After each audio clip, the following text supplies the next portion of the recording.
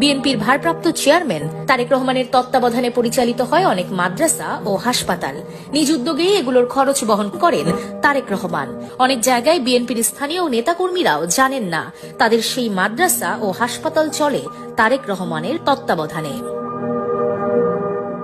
বগুড়ার গাবতলী থানায় লাঠিগঞ্জের ৩ মাথার মোড়ে এতিমদের একটি মাদ্রাসা রয়েছে। সেখানকার বেশিরভাগ শিক্ষার্থীর দৃষ্টিশক্তি নেই কিংবা আংশিক আছে। এমনকি এই মাদ্রাসার প্রধান শিক্ষকও অন্ধ।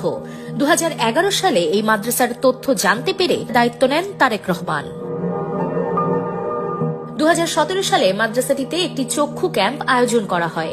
সে সময় পরীক্ষায় দেখা যায় কিছু শিক্ষার্থী চিকিৎসা পেলে সুস্থ হয়ে উঠবেন। জানতে পেরে তাদের চিকিৎসার যাবতীয় দায়িত্ব নেন তারেক রহমান। ৭ জন শিক্ষার্থী এখন চোখে দেখতে পান। বগুড়ার এই এতিমখানার মতো সারা দেশে আরো ৫টি এতিমখানার দায়িত্ব নিয়েছেন বিএনপির এই ভারপ্রাপ্ত চেয়ারম্যান।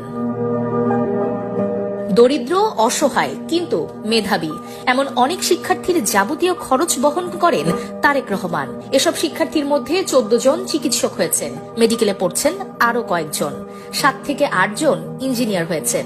সেনাবাহিনীতে যোগদান করেছেন ২ জন, যাদের যাবতীয় খরচ ৫ম শ্রেণী থেকেই বহন করে আসছেন তারেক রহমান। শিক্ষার্থীদেরও জানতে দেওয়া হতো না